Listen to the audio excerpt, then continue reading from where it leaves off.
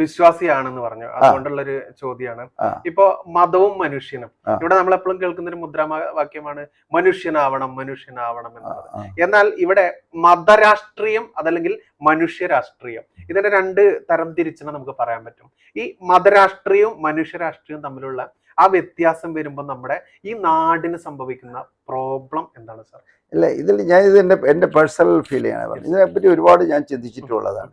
നമ്മുടെ രാജ്യത്ത് മതത്തിനെ നമുക്ക് ഇറാഡിക്കേറ്റ് ചെയ്ത് ഇല്ല എന്ന് പറയാൻ പറ്റത്തില്ല. അത്രയും ഡീപ്പ് റൂട്ടഡാണ് ഒന്ന്. രണ്ടാമത് ഞാൻ മനസ്സിലാക്കിയത്, ഓരോ മതത്തിനും ഒരുപാട് നന്മകളുണ്ട്. അവർക്കൊരു ആത്മവിശ്വാസം ഉണ്ടാക്കുക, ഒരാൾ നമ്മളെ കേൾക്കാനുണ്ടെന്ന് വിശ്വാസം ഉണ്ടാക്കുക, ക്യാരക്ടർ ഉണ്ടാക്കുക, മതത്തിൻ്റെ നന്മ കൊണ്ട് നന്മയുള്ള ഒരു വ്യക്തിയായി മാറുക. അങ്ങനെ എല്ലാ മതത്തിനും നന്മകളുണ്ട്. ഈ നന്മകളെല്ലാം കൂടെ പറക്കി എടുക്കുമ്പോഴത്തേക്ക് നമുക്ക് മനസ്സിലാവും ഈ നന്മകളെല്ലാം 4 ഭാഷയിൽ ഒരേ കാര്യമാണ് പറഞ്ഞിരിക്കുന്നത്, നമുക്ക് മനസ്സിലാവും.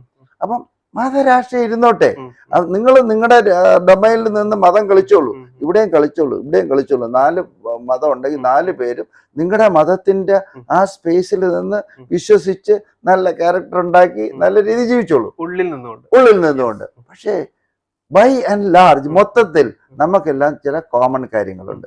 എല്ലാവരും മനുഷ്യരാണ്, എല്ലാവർക്കും ഒരേ വിചാരം, ഒരേ വികാരം, ഒരേ ഫുഡ്, ഒരേ ഡിമാൻഡ്, ഒരേ ഓക്സിജൻ, ഒരേ ലൈഫ്, ഒരേ പ്രകൃതി എന്ന് പറഞ്ഞാൽ നമുക്ക് ഈ മതത്തിന്റെ ഒരുമിപ്പിനേക്കാളും കോമൺ ആയിട്ട് ഒരുമിക്കാൻ ഒരുപാട് കോമൺ ഫാക്ടേഴ്സ് ഉണ്ട്. അതില്ല നമുക്ക് ജീവിക്കാൻ പറ്റത്തില്ല, ഒറ്റയ്ക്ക് ജീവിക്കാൻ പറ്റത്തില്ല, സമൂഹമായി ജീവിക്കാൻ പറ്റത്തില്ല. അതുകൊണ്ട് എനിക്ക് തോന്നിയിട്ടുള്ളത്, യെസ്, നിങ്ങൾ മതം നിങ്ങളുടെ സ്പേസിൽ നിന്ന് ജീവിക്കുമ്പോൾ മറ്റുള്ളവനുമായിട്ട് ചേർന്ന് നിൽക്കാനുള്ള കോമൺ ഫാക്ടേഴ്സ് കണ്ടുപിടിച്ച് ഒന്നിച്ച് നിൽക്കുമ്പോൾ ഉള്ള സൈനർജി ഉണ്ട്. എന്ന് വെച്ചാൽ ഒരു ഒന്നിക്കുമ്പോൾ ഉള്ള ഗുണം, വീക്കിന് ഉള്ളവനും സ്ട്രെങ്ത് ഉള്ളവനും തമ്മിൽ യോജിക്കുമ്പോൾ ഉള്ള ഗുണമുണ്ട്. ആ ഗുണം പ്രകൃതിയുടെ വിഭവങ്ങൾ ഉപയോഗിക്കുന്ന കാര്യങ്ങൾ, മെഡിസിൻ ആവട്ടെ, ഹെൽത്ത് ആവട്ടെ, ഹാപ്പിനെസ് ആവട്ടെ, എഡ്യൂക്കേഷൻ ആവട്ടെ, ഇതുപോലെ മനസ്സിന് സന്തോഷം തരുന്ന ഏത് കാര്യവും എല്ലാവർക്കും കൂടെ ഒന്നിച്ച് അനുഭവിക്കാവുന്ന കാര്യങ്ങളിൽ നമുക്ക് ഒന്നിക്കാം. ആ കോമൺ സ്പേസിൽ നിൽക്കാവുന്നത് കോമൺ സ്പേസിൽ നിൽക്കാം, മതത്തിന്റെ സ്പേസിൽ നിൽക്കാവുന്നത് മത സ്പേസിൽ നിൽക്കാം. അതിൽ വലിയ തെറ്റില്ല. പക്ഷെ ഇത് എവിടെ പ്രശ്നം വരുന്നതെന്നറിയാം.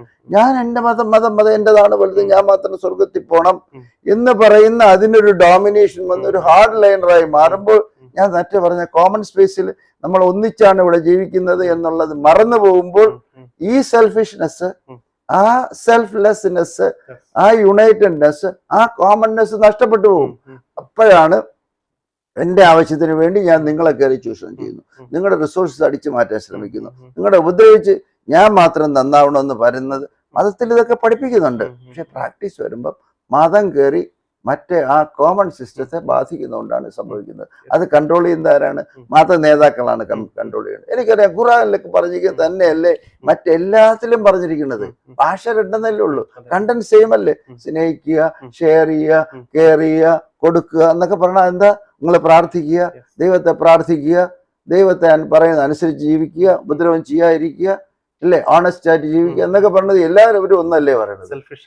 പ്രത്യേകം പറയുന്നുണ്ട്, കൊടുക്കാൻ പ്രത്യേകം പറയുന്നുണ്ട്, അല്ലേ. അതുകൊണ്ട് എനിക്ക് തോന്നി ഈ ഫിലോസഫിയാണ്. Be there in your religion, but be there in the common space without affecting, without injuring others.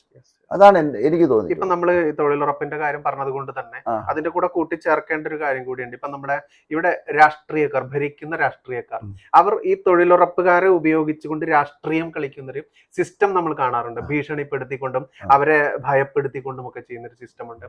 അതിനോട് സാറിന്റെ ഒരു പ്രതികരണം എന്താണ്? ഞാൻ പറയാം, ഇങ്ങനെയൊക്കെ നമ്മൾ വരുന്നത് എന്താണെന്നറിയാം. നമ്മുടെ വിദ്യാഭ്യാസത്തിൽ ഒരിക്കലും നമ്മുടെ ഈ വാല്യൂ സിസ്റ്റം, ഓണസ്റ്റി, ഇന്റഗ്രിറ്റി, നന്മ, ഇങ്ങനെയുള്ള കാര്യങ്ങൾ നമ്മുടെ വിദ്യാഭ്യാസത്തിൽ മാഞ്ഞുപോയി.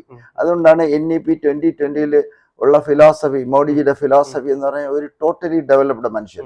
അപ്പൊ ഡെഫിനിഷൻ ഉണ്ട്, what is A totally developed മനുഷ്യൻ. ഇപ്പൊ നിങ്ങൾ നോക്കിയാൽ, നിങ്ങളൊരു ടോട്ടലി ഡെവലപ്ഡ് മനുഷ്യൻ എന്ന് പറഞ്ഞു കഴിഞ്ഞാൽ നിങ്ങളുടെ ശരീരം നല്ലതായിരിക്കണം, നിങ്ങളുടെ മനസ്സ് നല്ലതായിരിക്കണം, നിങ്ങളുടെ ബുദ്ധി, യുവർ നോളജ് സിസ്റ്റം, വർക്ക് ചെയ്യാനുള്ള കഴിവ്, നിങ്ങളുടെ ബിഹേവിയർ, നിങ്ങളുടെ ഓണസ്റ്റി, നിങ്ങളുടെ ഇന്റഗ്രിറ്റി, സ്കിൽ ലെവൽ, നിങ്ങളുടെ ability to work with others, leave with others. ഇങ്ങനെ നമ്മുടെ പൈതൃകത്തിൽ, ഇന്ത്യയുടെ പൈതൃകത്തിലുള്ള നന്മകളെല്ലാം മൂടിക്കിടക്കുകയാണ്. ആരും പൊടി തട്ടി എടുത്തിട്ടില്ല. ഇതെല്ലാം കൂടെ ഇന്റഗ്രേറ്റ് ചെയ്തിട്ട് അക്സെപ്റ്റബിൾ ആയിട്ടുള്ള, റെസ്പെക്റ്റബിൾ ആയിട്ടുള്ള നല്ലൊരു വ്യക്തി, ആ വ്യക്തിയിൽ നല്ല ശരീരം കാണും, നല്ല മനസ്സ് കാണും, നല്ല നോളജ് കാണും, ബുദ്ധി കാണും, അവന് കൈകൊണ്ട് ജോലി ചെയ്യാൻ കാണും, പെരുമാറാൻ കഴിയും. ആദ്യം അവനും നല്ലത്, സമൂഹത്തിനും നല്ലത്. അതാണ് NEP 2020 വന്നിരിക്കുന്നത്. ആ ടൈപ്പ് ഓഫ് എഡ്യൂക്കേഷൻ നമ്മളിത് മിസ് ചെയ്തു പോയത് കൊണ്ട് ഒന്ന്. രണ്ടാമത് നമ്മൾ കണ്ട ഈ പൊളിറ്റിക്സ് ഉണ്ടല്ലോ, ഇന്ന് രാവിലെ ഒരു 80 വയസ്സായ മനുഷ്യൻ പൊളിറ്റിക്സ്, റിയൽ പൊളിറ്റിക്സും ഇന്നത്തെ പൊളിറ്റിക്സും കമ്പയർ ചെയ്യായിരുന്നു. എനിക്ക് സന്തോഷം തോന്നി. അദ്ദേഹം പറയുന്നത് what is real politics. Real പൊളിറ്റിക്സിൽ നിങ്ങൾ പഠിച്ചു കഴിഞ്ഞാൽ അത് സിമ്പിൾ മനുഷ്യന് മനസ്സിലാവുന്ന രീതിയിൽ പറഞ്ഞാൽ, ഞാനൊരു പൊളിറ്റീഷ്യൻ ആണെങ്കിൽ, ഒരു പൊളിറ്റിക്കൽ ലീഡർ ആണെങ്കിൽ എൻ്റെ റെസ്പോൺസിബിലിറ്റി എന്ന് പറഞ്ഞാൽ നമ്മുടെ ചുറ്റും, നമ്മുടെ രാജ്യം, നമ്മുടെ സ്റ്റേറ്റിന് ഒരു സെറ്റ് ഓഫ് റിസോഴ്സസ് എന്ന് പറഞ്ഞാൽ human being, land, soil, water, air space, പിന്നെ എന്താ പറയുക, ഓഷൻ റിസോഴ്സസ്, പൈസ, പിന്നെ ഗോൾഡ്, ഇങ്ങനെ ഒരുപാട് റിസോഴ്സസ് ഇവിടെ ഉണ്ട്. ഈ റിസോഴ്സസ് നമ്മൾ ഉപയോഗിക്കണം, മ്യൂച്വലി ബെനിഫിഷ്യൽ ആയിട്ട് നമ്മൾ ഉപയോഗിച്ചിട്ട് ആർക്ക് വേണ്ടി? അവിടുത്തെ സൂപ്പർ സ്പീഷീസ് എന്ന് പറയുന്നത് ഹ്യൂമൻ ബീയിങ്ങിന്, human happiness, human development, human living together, ഇവന്റെ ലിവിങ് ക്വാളിറ്റി, ഇതെല്ലാം ഇമ്പ്രൂവ് ചെയ്യുന്നതിന് വേണ്ടി ഈ റിസോഴ്സസ് സസ്റ്റൈനബിൾ ഇന്ന് നിലനിൽക്കത്തക്ക രീതിയിൽ, ഇന്നെല്ലാം കൂടെ അടിച്ചു പൊളിക്കാനല്ല, നിലനിൽക്കത്തക്ക രീതിയിൽ നമ്മുടെ വിസ്ഡം ഉപയോഗിച്ച് വരുന്ന ജനറേഷനും കൂടെ കരുതി വെച്ചുകൊണ്ടുള്ള ഒരു മാനേജ്മെന്റ്, രാഷ്ട്രത്തിന്റെ മാനേജ്മെന്റ് ആണ് പൊളിറ്റിക്സ്. ഇന്ന് പൊളിറ്റിക്സ് എന്ന് പറയാൻ അതല്ല.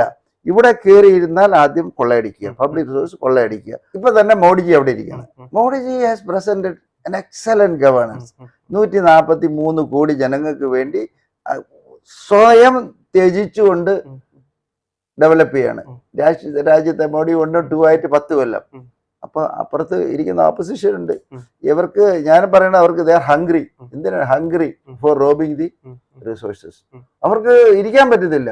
ഇങ്ങനെയെങ്കിലും മോഡിയെ ഇവിടുത്തെ താഴെ ഇറക്കിയിട്ട് ഈ ഭരണത്തിൽ കയറിയിട്ട് ഈ പബ്ലിക് റിസോഴ്സസ്, മണി ആവാം, അല്ലെങ്കിൽ ഗോൾഡ് ആവാം, അല്ലെങ്കിൽ മറ്റെന്തെങ്കിലും റിസോഴ്സ് ആവാം, അല്ലെങ്കിൽ 2G ആവാം, 3G ആവാം, ഖനി ആവാം, എന്ത് വേണമാവാം, അത് അടിച്ചു മാറ്റുകയും അത് അവരുടെ ആൾക്കാർക്ക് വേണ്ടി മറ്റു രാജ്യങ്ങളെ കൊണ്ട് സേഫ് ആയിട്ട് സ്റ്റോർ ചെയ്യുകയും, ഇവിടത്തുകാരുടെ ചെലവിന് വേണ്ടി കടം വാങ്ങിച്ച് 1 ലക്ഷം 1.25 ലക്ഷം വീതം പെർ ക്യാപിറ്റ കടം ഉണ്ടാക്കുകയും ഒക്കെ ചെയ്ത് രാജ്യത്തിനെ കുട്ടിച്ചോറാക്കുകയും രാജ്യത്തെ ജനത്തിനെ കുട്ടിച്ചോറാക്കുകയും കടത്തി ജീവിപ്പിക്കുകയും ചെയ്യുന്ന ഒരു രാഷ്ട്രീയമാണ് ഇന്നത്തെ രാഷ്ട്രീയം.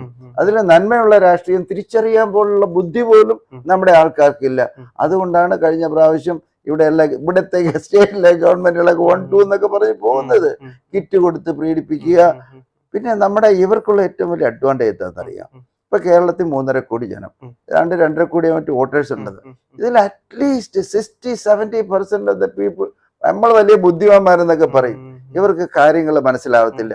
ഈ CAA എന്ന് പറഞ്ഞാൽ മുസ്ലിമിനെ കൊല്ലാനാണെന്ന് ഇവര് പറയുമ്പം അതിന്റെ പുറകെ നടക്കുന്നവരെ എന്ത് പറയാനാണ്? അത് വിശ്വസിക്കുന്നവരെ എന്ത് പറയാനാണ്? ഇതിനൊക്കെ ഒരു ഫിലോസഫി ഉണ്ട്, ഒരു പ്രിൻസിപ്പിൾ ഉണ്ട്. ഒരു നന്മയുള്ള ലീഡർ ആണെങ്കിൽ മോഡിജിയുടെ ഫിലോസഫി ഞാൻ എപ്പോഴും കാണും. അദ്ദേഹം എപ്പോഴും പറയുന്നത് ഇൻക്ലൂഷൻ, ഇൻക്ലൂഷൻ, ഇൻക്ലൂഷൻ. എന്താ അതിന്റെ അർത്ഥം എന്നതാ? ഒരു മനുഷ്യനെ പോലും വെളിയിൽ പോകാൻ പാടില്ല. പോപ്പുലേഷൻ മൊത്തം ഇൻക്ലൂഷൻ. ഫുഡ് എങ്കിൽ അതുപോലെ തന്നെ, ഡെവലപ്മെന്റ് എങ്കിൽ അതുപോലെ തന്നെ, എഡ്യൂക്കേഷൻ എങ്കിൽ അതുപോലെ തന്നെ, ഹെൽത്ത് എങ്കിൽ അതുപോലെ തന്നെ, ഫിനാൻസ് എങ്കിൽ അതുപോലെ തന്നെ. അതാണ് ശരിക്കുള്ള. അല്ല സാർ പറഞ്ഞവരെ മുസ്ലിങ്ങളുടെ പൗരത്വം കളയെന്ന് പറഞ്ഞ് നാക്കുള്ളിലേക്ക് ഇട്ടില്ല. അതിനു മുൻപ് തൃശ്ശൂരിലൊരു വനിതയ്ക്ക് ഇങ്ങോട്ട് കിട്ടുക ചെയ്തത് പൗരത്വം. അത് ശ്രീലങ്കക്കാരി 32 വർഷത്തോളം അവർ ഇതിനു വേണ്ടി ശ്രമിച്ചുകൊണ്ടിരിക്കുകയായിരുന്നു. അത് നമ്മൾ എടുത്തു പറയേണ്ട ഒരു കാര്യം തന്നെയാണ്.